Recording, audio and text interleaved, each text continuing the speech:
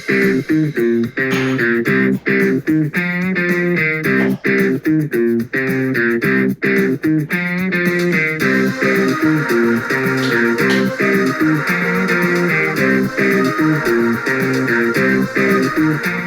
guys, welcome back to this channel. Sorry I haven't filmed a video in a while. I've been trying to plan out kind of a schedule because between this week, well, I guess next week and the following week, I guess the rest of this week because it's Friday. And between between now and not next Monday, but the Monday after that. So this week, next week, and the week after, and also Sunday and Monday of the next week. I'll be just making videos, trying to finish up Marvel and Bond. There will be 3 videos. There'll be Arrowverse videos, and I also got WandaVision going to be coming out around that point. I'm just going to address that right here. Even though I'm trying not to do this. I will make a future video talking about my schedule. I'm going to make like a Google Doc or something like that. But anyway, let's get started with Quantum of Solace. And it's not going to be as positive as Casino Royale, I'll be honest.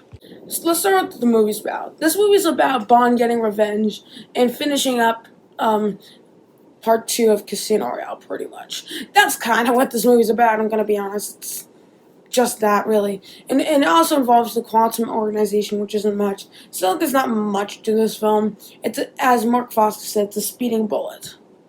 And, I mean, yeah, I just don't have much to say, pretty much. Now you have the good, and starting out the good, you have the action. The action here actually is alright.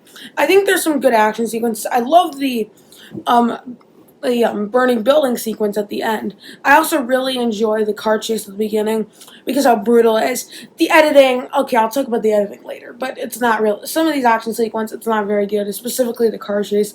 But I can kind of get over that. Oh, I didn't even mention the bell tower sequence. It's a little too much like the free run in Casino Royale. It's like a mix of the free run in Casino Royale and the the big pre-title sequence, or whatever you want to call it. The motorcycle chase, car chase, free run, train fight thing in Skyfall. It's like a mix of both those sequences. It takes maybe some of the weakest elements of both, but it's still a good sequence. There's a couple bad editing choices during that, especially at the end where it's like swapping between them and then Bond shoots it. It just feels like too much of like just the director trying to show off his skills. I have a lot of problems with that. I'll talk about the editing and the directing much later in the video. I think you're not going to hear a smile. You're not going to see a smile on his face. I mean, I'm going to be honest. Yeah, the action's pretty good.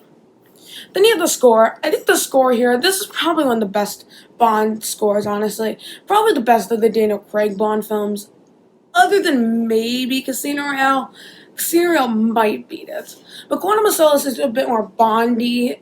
More Bond when it comes to score. So I think this was the best thing about the film. I think the score really does work here. Sorry.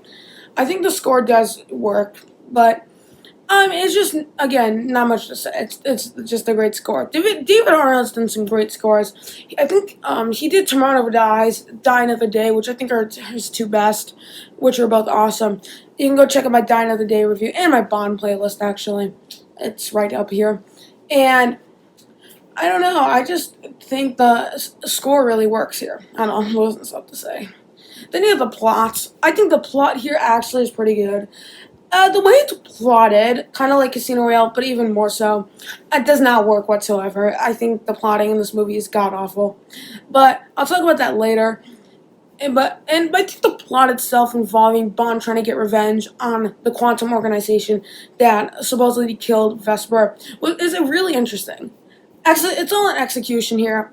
It's not good, not well executed. And there's a bunch of ideas in this film. On paper, this film should be awesome. But an execution, I don't think I actually have that in the bag. So I'll talk about that right now. I think on execution, there's a bunch of stuff, great ideas, like Bond trying to take down Dominic Green and the Quantum Organization. No, just thrown out the window. And then you also have Bond trying to get revenge on Vesper also just doesn't really work. And yeah, I mean, there's a bunch of ideas in this film again, especially even with the editing and the action, and also why during the whatchamacallit, the battle tower right before it just keeps cutting to this horse race, and it takes the. I think the problem is there's so many scenes I can literally mention off the top of my head in this movie, like more than any other Bond movie, even stuff like Spectre, Die of the Day, and Thunderball. I don't have those problems with, but here it just sticks out like a sore thumb. And then like also it's just like that's just cutting between these scenes. I'm like, why? It takes away from the stuff you want to pay attention to. I don't want to pay attention to a horse race. In real life, I might, but that's just my thoughts. I don't know. That concludes again. I'm just ranting. Now you have the mixed up. The really only thing I have the mixed up is the Bond girl. I think Camille Montez, she's alright. I don't have any problems with her. I think Oka Karolinko does a pretty good job. I might pronounce it wrong. Let me know in the comments. But she's just a forgettable character. More than any other Bond girl, maybe just behind one, and that's Kissy from You Only Live Twice. She feels the most tacked on. Like, at least being a Bond girl. Like, she serves a purpose in the film, but not really as a Bond girl. I mean, and then Kissy serves no purpose whatsoever except for just swimming, I guess. And honestly, like, I mean, I think she's alright, but yeah, I mean, there's not much with her to say about. And I think the interesting thing is that she does work with Dominic Green. But I think another thing with Dominic Green is that, like, I'll stop ranting. I'm sorry. Now you have the bad, and starting at the bad, I'm going to start with the stuff that's actually the least bad, and then I'll work with the most bad. Let's start with being a Bourne ripoff. Honestly, this movie's literally a Bourne ripoff in every way possible. I mean, at least in the second half, I'm going to be honest. The first half, it doesn't feel that way. The second half, it just does, especially in the middle of the film with M. I'll talk about M later, but I just don't like what she's doing in the film, especially in the middle. And it's just like, I've heard YouTube videos point out that it's a Bourne ripoff, and I happen to agree. I mean, that's all I have to say about that. Then you have what M does in the film, honestly. There's a bunch, I think World Is Not Enough, Dine of the Day, and Quantum of Solace. She just tends to leave the MI6 place without just with no geography. I guess World Is Not Enough. I can excuse that because it's a part of the film. It's plotting.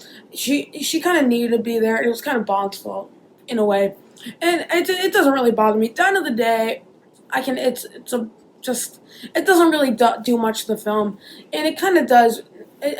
She kind of has to, but I think it's more they do that to make it because they don't want to just be talking on the phone all day because that could get exhausting. I don't think Zoom existed in 2001 or 2002 or 2000, I don't know. But honestly, just what M does in this film, I'll stop about talking about Die of the Day and World Is Not Enough, but honestly, in this movie, literally, like, she's insufferable. Like, there are scenes when she's literally just going out, interrogating someone in Italy. I don't remember if that was in Italy. Yeah, that was in Italy. And then later you see her, she goes out to Bond. I think this is when he was in Russia. I think he was in Russia at one point in this film. I can't remember when it was, but I don't know. There's like 3 points where she just did this. It just is so annoying. And then out of the blue, she just trusted Bond. What happened to the plotting of this film? Why was Casino Royale so successful? And somehow, someone said that this movie is going to be better. Hell no. Okay, I'll just stop. Next up, you have the memorability. This is a very forgettable film. I can't really remember like specific scenes. Like even something like Spectre, I can remember scenes in. But here, I just can't. I'm gonna be honest. And honestly, I honestly don't think like this is a very memorable film. I rarely ever go back to this one. Really, this one, Spectre. I haven't seen Dine of the Day since last April. And I just never go back to them because they're just kind of forgettable. Actually, Dine of the Day is memorable for all the wrong reasons. Same with Spectre, really. I don't know. It's just like, yeah, it's just forgettable. Then you have the plotting. I talked about the plotting. It's just bad at best, honestly, and god-awful worse. I think this might be the worst plotted Bond film. Actually, no, I take that back. This Also, Thunderball has a lot of problems with the plotting. Man with the Golden Gun also has a lot of problems. So does Spectre. I think a lot of those actually, I think really all of the Bond films that I think all like the bottom five, I think I literally just mentioned. Really all of them except for Die Another Day. So, I don't know. But honestly, I just really don't like the plotting here. It just doesn't really work. And it doesn't help that literally M is kind of insufferable. Craig is doesn't do much for me. He's still fine, but he's not giving his best performance. This is no Casino Royale or Skyfall performance, or even Spectre for that matter. And honestly, just like it's just the plot. I think I talked about this earlier. Like you see that Bond, he's just doing a bunch of stuff. I think the plotting, it's not at its worst when it comes to the Bond franchise. I think it's better than in Man with the Golden Gun and Thunderball. Because in the Man with the Golden Gun, they just got so lazy, and it's just like, what the hell are we doing? And in Thunderball, it's just like, oh, let's show the villain every single step of his plan at the beginning. Oh, Bond's playing catch up with us. Since when is he chasing us? I don't know. Okay, I'll stop. But honestly, just the plotting doesn't work. Then you have the henchman, Elvis. Oh my god. Probably the worst henchman in all of Bond. Like, the thing, he just doesn't do anything, except he has a couple lines. He gets tripped by Strawberry Fields, which I'm not going to talk about her because I don't really want to. And she doesn't do anything, I'm going to be honest. And so, yeah, I mean, he doesn't do anything. He's just a bad henchman, and he gets blown away by fire at the end of the film. Then you have the villain, Dominic Green himself. He's just not a good villain, honestly. I think he's probably not the worst Bond villain. I may like him more than Whitaker. No, I think Whitaker's better. Because I think at least Whitaker, they just don't, at least they don't even try. I'd rather them not try to give him an emotional backstory and then don't try to make you care about him. Dominic Green, they just try too much, and it just falls completely flat. And honestly, it's basically like if you're on a math quiz and you're like, and you'll get points for, and the points are my ratings, and you get more points for not answering it than answering it but getting it wrong. So, pretty much, I know. But honestly, yeah. It's just the villain here. Dominic Green is just not a good villain. Like, there's this couple scenes at the beginning, and also, why do we get no offense to, any Bolivians watching, but I'm sorry, but Bolivia is not really, like, an interesting country, at least involving, like, warring stuff, or stuff like a villain wanting to attack. Just do Brazil. It's right next door. At least I think it is. I don't know, my geography has not been the best these past few days. I mixed up Lithuania with Luxembourg. I don't know, live stream. Yeah. Sorry. Anyway, I'll stop. I just, after every time, I literally have to say that. Then you have the cutting between stuff. Okay, I mentioned this in a little bit of the good, but, like, there are so many things which is cutting. Not necessarily the editing, I'll talk about that in a minute, but, there's some parts where it's just cutting between stuff. Like, the scene I point out of any scene is the interrogation scene. It cuts to this horse race where, like, why? It just shows that Bond is gonna run there. Like, maybe do like someone looking out the window and seeing the horse race. I'd much rather that than just see that horse race, and takes away so much of that interrogation, which should be an intense moment, and it's just not. It's just a forgettable one. Another one I also point out is in the new MI6 building, where it's just cutting, where you see it's just cutting, breaking the 180-degree rule, which it's where you see, let's say you're in a car chase, and then there's a road that turns. So the Aston Martin DB5 here, I'll show you. Here. So you have the Willis Tower. So it's in a chase with the John Hancock. So it would go this way, and then and then it would follow it. And then it's like this. So they're heading down the stairs. And then the camera's over here, and they're here. It just keep, like, the camera's just moving. Like, it should just be the people are moving, and then the camera kind of moves with it. It's like, and the people shouldn't follow the camera should follow the people. Okay, that doesn't make any sense, but I'm just going too far. I'm not an expert in filmmaking, but you could do a lot better than whatever they did here. And also just the cutting between stuff, it just doesn't work whatsoever. And yeah, that's all I have to say. Then you have the editing. Oh God.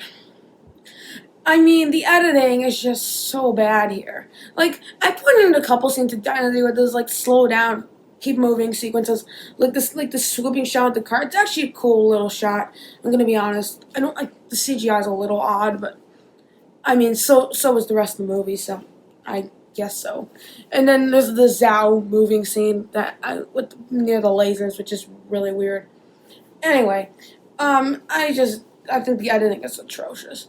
You could just call this quantum of bad editing or editing of solace.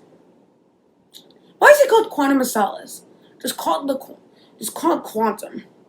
That makes a lot. Although, I don't know if that really works. I don't know. I don't know what you could have called this movie, but anyway, I just don't know really what else to say. Just such a forgettable film. I'm just forgetting everything. And yeah, the editing is atrocious. It's just cutting like this. Instead of it should be like, It's like this. I look bounce in the cartridge. Oh, we're cutting that guy. This guy. That guy. I mean, the editing is just so bad. I'm running out of things to say, so I gotta stop. And I think this review is going longer than I thought. So, yeah. Let's get on this final score. For this movie's final score, it's gonna get a 4.2 out of 10. I do not like this movie whatsoever. It's a little better than Spectre because it's actually pretty watchable, but it's just kind of forgettable. And I'll see if I want to give it a rewatch. That's a maybe. I don't know. I'm kind of clueless, so who knows?